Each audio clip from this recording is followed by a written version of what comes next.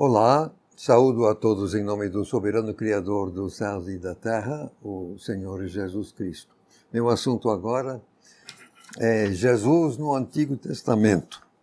Eu vou começar por João capítulo 12, verso 41. Estou utilizando a minha tradução quanto ao Novo Testamento. Isaías disse essas coisas quando viu a glória dele e falou sobre ele. Agora, espera aí. Quem foi mesmo que Isaías viu? No contexto, João estava falando de Jesus, aqui em João. Então, quando foi que Isaías viu Jesus? No verso 40 aqui de João, João cita Isaías capítulo 6 e verso 10. As palavras citadas foram faladas por Jeová, você vê isso no verso 8 de Isaías. Aquele que estava exatamente sentado no trono, que está no verso 1. No verso 5, Isaías diz a respeito dele, que quem está no trono, os meus olhos viram o rei Jeová dos exércitos. Então, João declara que aquele sentado no trono era Jeová Filho, Jesus. Só para completar, eu vou ler agora Isaías, capítulo 6, que era isso que Jesus estava citando, e João falando. Isaías 6, vou ler versos 1 a 3. No ano em que morreu o rei Uzias, eu vi o Senhor assentado sobre um alto e exaltado trono, e a cauda de seu manto enchia o templo. Serafins estavam acima dele, cada um tinha 6 asas, aí fala das asas, clamavam uns aos outros, dizendo, Santo, Santo, Santo é o Jeová dos exércitos, toda a terra está cheia de sua glória. Então veja agora verso 5, a reação de Isaías. Então disse eu, ai de mim, pois estou perdido, porque sou um homem de lábios impuros e habito no meio de um povo de impuros lábios, e os meus olhos viram o rei Jeová dos exércitos. Então, serafim, coisa e tal, a brasa, etc. O que eu quis mostrar aqui é que exatamente quem estava no trono, quem Isaías viu foi Jeová Filho, e João declara que era Jesus. Agora vamos para outro texto também. Em João, sucede, capítulo 8, verso 56. Você se lembra que naquele capítulo Jesus estava dialogando com os fariseus. Desculpe, eu preciso voltar. Eu pulei rápido demais. Eu quero ler, que está aqui, uma nota no rodapé. Eu sei que a frase Jeová Filho pode ser nova para algum ouvinte. Eu quero então explicar da forma seguinte. Deus é uma essência, quer dizer, uma essência, mas subsistindo em 3 pessoas. Se o nome Jeová representa o conjunto, isto é, a Trindade, então existem Jeová Pai, Jeová Filho e Jeová Espírito Santo. Tranquilo. Outra coisa, eu creio que o mundo acadêmico, de forma geral, rejeita Jeová como representação do nome, as 4 letras. Não? Contudo, um escritor no Egito, no 1º século depois de Cristo, eu esqueço o nome, infelizmente, disse que o nome se pronunciava com 4 vogais, mas não disse quais eram. Porém, quando a primeira metade do nome é utilizada como prefixo no nome próprio, como o rei Jehoshaphat, as 2 primeiras vogais são sempre E e O. Quando a segunda metade do nome é utilizada como sufixo no nome próprio, como Netanyahu, as 2 últimas vogais são sempre A e U. Então, escrito por completo, o nome seria Yehovahu. Suprimindo a última vogal e aportuguesando o resto, temos Jeová. De passagem, se alguém perguntar por que o nome Jeová não aparece no Novo Testamento, é porque desde os primeiros versos dos 4 evangelhos, o Filho já estava no corpo de Jesus. Então agora o nome dele é o Senhor Jesus Cristo. Pronto, desculpe aí, agora vamos voltar a João capítulo 8 e verso 56. Eu vou ler então. Abraão, vosso pai, exultou ao ver o meu dia. Sim, o viu e regozijou-se. Jesus conversando com os fariseus. Então Jesus declara que Abraão viu o dia dele, de Jesus. Mas que dia foi esse? Suponho que ele estivesse se referindo à ocasião quando ele, Jeová Filho, aliás, que é sempre o anjo de Jeová, fez uma visita a Abraão. Está em Gênesis, capítulo 18, versos 1 a 33, que não vou ler aqui. Parênteses, Melquisedeque foi de fato uma teofania, sendo Jeová Filho, poderia ser candidato, mas eu não vejo como fechar a questão se foi ou não uma teofania. Então eu vou ficar com o caso aqui em Gênesis 18. A partir do registro fica claro que Abraão bem sabia que estava conversando com Jeová. E no verso 25, ele o chama, isto é, chama Jeová de o juiz de toda a terra.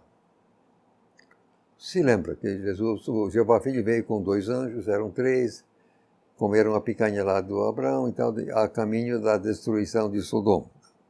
Agora, essa frase, juiz de toda a terra, nos leva a João 5, verso 22, onde Jesus declarou: o Pai não julga ninguém, antes já entregou todo o julgamento ao Filho. Então, naquela ocasião, Jesus estava exercendo o seu ofício de juiz, decretando julgamento contra Sodoma. Pode saber que aquilo foi o ponto alto na vida de Abraão. Imagine só. O que aconteceu depois? Ele ficou insistindo, Abraão, pedindo 50, 40, 30, 20, 10. E Deus sabia que ele queria salvar Ló. E Deus então salvou Ló, mas aquilo foi triste, porque depois nasceram Amon e Moabe, e aquilo foi uma desgraça. Não, deixa para lá, isso é outro assunto. Agora vamos a Hebreus, capítulo 4, verso 8, citando: porque se Jesus lhes tivesse dado descanso, ele, no caso o Pai, não teria falado posteriormente acerca de outro dia. Atenção, desde o capítulo 3, o autor de Hebreus está comentando o Salmo 95, Salmo 95, verso 7 a 11. O que precisamos agora comentar é que, sem qualquer dúvida, o texto grego traz Jesus, que eu saiba, 100% dos manuscritos, mas a maioria das versões, em vez de Jesus, colocam Josué. Suponho que os tradutores julgaram que Jesus seria um anacronismo, preferindo, então, Josué. E, de passagem, de fato, a Septuaginta, a tradução do antigo para o grego, que conhecemos, que é baseada em manuscritos alexandrinos de qualidade inferior e de séculos depois de Cristo, provavelmente, então, essa Septuaginta se baseia no Novo Testamento e não ao contrário, de passagem.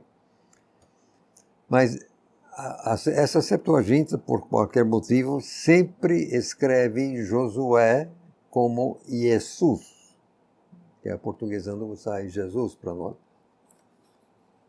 Isso mesmo assim lá em Deuteronômio, os livros de Moisés mesmo. Agora, sinceramente, na condição de linguista a nível de PhD, eu não consigo entender como os tradutores da Septuaginta poderiam transliterar Yehoshua, que é o nome de Josué em hebraico, Yehoshua como Jesus. Isso não é uma transliteração nem de longe, não tem nada a ver. Aconteceu alguma coisa estranha aqui, eu não sei qual foi, só que não está certo. Talvez, como consequência, em Atos capítulo 7, verso 45, Lucas se refere a Josué como Jesus. Ora, não foi o propósito dele corrigir a Septuaginta naquele momento, pois Estevão estava falando hebraico, então o que nós temos em Atos já é uma tradução do hebraico para grego.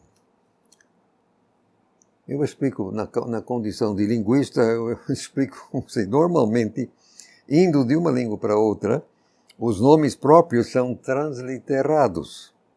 E uma vez que certa transliteração alcança a condição de norma, geralmente não haveria motivo para alterá-la, já que o sentido não muda.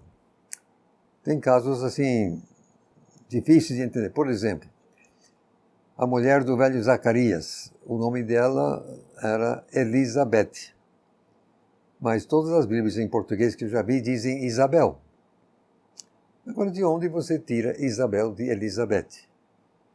Uma vez que se tornou a norma, então todo mundo segue Isabel, Isabel, Isabel. Mas o texto diz Elizabeth. E por aí vai. Então, esse problema de nome próprio, uma vez transliterado, aí o pessoal se acostuma e fica por isso. Então, imagino que tenha sido assim no caso de Lucas, assim, traduzindo a fala de Estevão.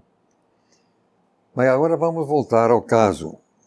Porém, atentando para o contexto no Salmo 95, versos 7 a 11, Josué não funciona. Eu vou ver aqui, Salmo 95, versos 7 a 11. Vou lendo aqui então, porque Ele é o nosso Deus e nós, povo de seu pasto e ovelhas da sua mão, se hoje ouvirdes a sua voz, não endureçais os vossos corações, assim como na provocação e como no dia da tentação no deserto, quando vossos pais me tentaram e me provaram. Vossos pais me tentaram. Quem está falando? Quem está falando é Jeová Filho. Então, o Criador. A questão é que exatamente lá no contexto do Salmo, está falando de quem morreu no deserto, nos 40 dias, nos 40 anos no deserto. E durante os 40 anos no deserto, Josué não era o caso. Quem era o dono lá, o chefe lá, era Moisés, não era Josué. Josué simplesmente não vem ao caso. Verso 6 aqui. Jeová, o nosso Criador, que nos criou. Então, é o Criador. E vários textos.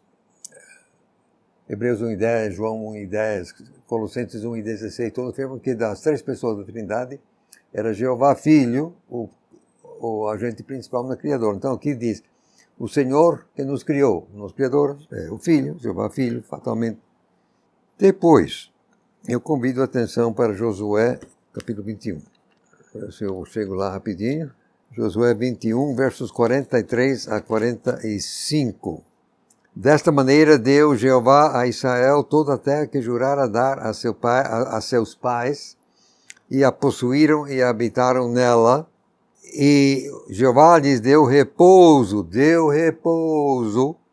de todos os lados, conforme a tudo quanto jurara a seus pais. Nenhum de todos os seus inimigos pôde resisti-los. Todos os seus inimigos Jeová entregou-lhes nas mãos. Palavra alguma faltou de todas as boas coisas que Jeová falou à casa de Israel. Tudo se cumpriu. E também 23, verso 1, ainda de Josué. Sucedeu que, muitos dias depois que Jeová dera repouso a Israel de todos os seus inimigos em redor, e sendo Josué já velho, então o texto afirma que, de fato, Josué deu descanso. Então, você colocar Josué em Hebreus, você joga o livro de Hebreus contra o livro de Josué. Não dá. Paciência. Esse procedimento, acho que o Espírito Santo não vai agradecer. Será que vai? Não. Foi exatamente e precisamente Jesus, Jeová Filho, que não permitiu que aquela geração entrasse no descanso, quer dizer, aqueles que morreram no deserto. Foi Jesus, não foi Josué. Então, aqui, Hebreus 4, verso 8, declara que era Jesus lá atrás. Não só, a primeira carta aos Coríntios, capítulo 10, verso 4, vai na mesma direção. Lendo, agora, irmãos, não quero que vocês ignorem que, aliás, estou começando pelo verso 1, capítulo 10, versos 1 a 4. Agora, irmão, não quero que vocês ignorem que nossos pais estiveram todos sob a nuvem e todos passaram pelo mar. Todos foram batizados para dentro de Moisés pela nuvem e pelo mar, e todos comeram do mesmo alimento espiritual, e todos beberam da mesma bebida espiritual, porque bebiam de uma rocha espiritual que os acompanhava, e essa rocha era o Cristo. Eu diria que cada vez que Jeová aparece no Antigo Testamento, era exatamente Jeová Filho, que se tornou o Cristo quando de sua encarnação no corpo de Jesus. Mas em que sentido ficaram eles bebendo da rocha espiritual que os acompanhava? Ora, a rocha física, na qual Moisés bateu a segunda vez e com isso não entrou na terra, mas essa rocha não se movia, pelo menos presumivelmente. Mas a rocha espiritual, sim. Aliás, o que se movia mesmo era a coluna de nuvem e de fogo que representava a presença de Jeová Filho com eles. Mas voltando à rocha física, você se lembra que a primeira vez Deus mandou Moisés bater na rocha para sair água. Bateu, saiu água. Uma segunda vez, Deus foi muito claro. Não era para bater, era para só falar. Só que Moisés estava zangado, ele bateu. E quebrou, então, exatamente o simbolismo que representava aquela rocha era Jesus. Ninguém mata Jesus duas vezes, só uma vez. Com isso, Moisés não conseguiu entrar na terra. Prosseguindo, vamos agora a Hebreus, outra vez, mas capítulo 11, versos 24 a 26. Por fé, Moisés, já adulto, recusou ser chamado filho da filha de Faraó, escolhendo antes ser maltratado com o povo de Deus do que curtir o prazer transitório do pecado, considerando a ignomínia pelo Cristo como maior riqueza do que os tesouros do Egito, pois ficava atentando para a recompensa. Agora, a ignomínia pelo Cristo. Como assim? Eu confesso que essa colocação me intriga. O que saberia Moisés acerca do Cristo antes de deixar o Egito? Ele estava com 40 anos. Antes de deixar. E de quem o aprendeu? E como sabia ele da recompensa? Bem, acho bem possível que ele tenha feito questão de saber quem eram seus pais físicos e tenha conversado longamente com eles acerca da história do povo. Nesse caso, ele ficou sabendo das promessas, da recompensa e tudo e tal. Está aí. Moisés sabia do Cristo. Agora vamos a Filipenses, capítulo 2, versos 8 a 11. Sendo encontrado em aparência como um homem, ele humilhou-se a si mesmo, tornando-se obediente até uma morte, mesmo morte de cruz. Deveras, por isso, Deus o exaltou às alturas e lhe deu o nome acima de todo nome, para que, ao nome de Jesus, todo joelho se dobre, dos que estão no céu, sobre a terra e debaixo da terra. E toda língua confesse que Jesus Cristo é soberano para a glória de Deus Pai. Agora, Isso nos leva de volta a Isaías 45, verso 23. Isaías 45, só que dessa vez verso 23, onde nós temos Jeová Filho está falando: por mim mesmo tenho jurado, Jeová falando, por mim mesmo tenho jurado, já saiu da minha boca a palavra de justiça, e não tornará atrás, que diante de mim se dobrará todo o joelho, e por mim jurará toda a língua. Paulo, inspirado pelo Espírito Santo, aplica esse texto diretamente a Jesus. Atenção, é ao nome de Jesus, não Cristo, nem mesmo Jeová. É ao nome de Jesus que todo o joelho vai dobrar. Jesus é o seu nome enquanto ser humano.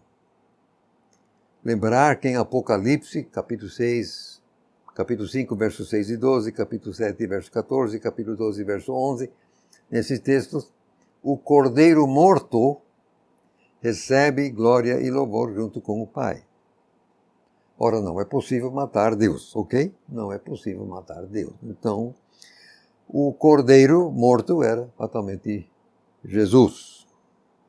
Que passagem, embora eu não veja maneira de fechar a questão, pelo menos atualmente, eu deveras desconfio que a transliteração correta de Jesus para o hebraico acabará sendo exatamente Jesus e não Yeshua. Ora, Jesus é perfeitamente pronunciável em hebraico, escrevível em hebraico, bem como em latim, bem como em grego, bem como em português, bem como em inglês, bem como Jesus. Aliás, eu digo assim, que eu não sei de onde veio a ideia de que Yeshua seria o nome de Jesus em hebraico. Eu não sei de onde veio isso. Não vejo onde veio isso. Pelo menos no texto, não. É Jesus. É a esse nome que todo joelho vai dobrar. E esse é o nome que cada língua vai confessar. Prosseguindo, vamos agora a Colossenses capítulo 1 e 16. Já mencionei rapidinho, mas agora vamos atentar. Porque por ele todas as coisas foram criadas, as nos céus e as sobre a terra, as visíveis e as invisíveis, sejam tronos ou domínios, ou governantes, ou autoridades. Todas as coisas foram criadas por ele e para ele. Antes de prosseguir, eu quero voltar e comentar o assunto antes, que lá falando de cada língua confessar e cada joelho dobrar, os verbos dobrar e confessar estão no subjuntivo, tanto no texto como na tradução para o português. Isso por causa da conjunção para que essa conjunção pede o subjuntivo em ambas as línguas. Contudo, o modo é controlado pela conjunção, que é uma questão gramatical. No contexto, o autor não estava deixando dúvida. Vai ser mesmo cada joelho e cada língua. Vai ser. Não há dúvida mesmo que esteja em subjuntivo, mas não. Isso é uma questão gramatical. Aqui, voltando agora a Colossenses 1 e 16, você vai ver a mesma coisa em Hebreus 1:10 e João 1:10, como eu já falei. Mas diz aqui que todas as coisas foram criadas por ele e para ele. Eu digo que, infelizmente, a maioria dos habitantes do planeta Terra não entendem que Deus os criou para si. E por isso eles passam a vida toda sem saber por que aqui estão.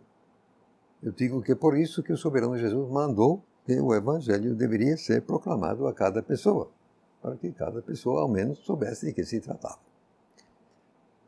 Por que está aqui? O que é a vida? Enfim. Agora, voltando a Colossenses 1:16, de que é o Filho que criou. Embora a Trindade toda tenha participado na criação, este verso diz claramente que foi o Filho o agente principal na criação. Isso nos leva de volta a Isaías 45 outra vez, mas agora verso 12, onde Jeová Filho estava falando, ele disse: eu fiz a terra e criei nela o homem, eu o fiz, as minhas mãos estenderam os céus. Ora, eu digo que Jesus não apenas estava no Antigo Testamento, ele criou o mundo no qual o Antigo Testamento se desenvolveu. E para completar, eu vou agora à primeira carta de Pedro, capítulo 1, versos 17 a 20.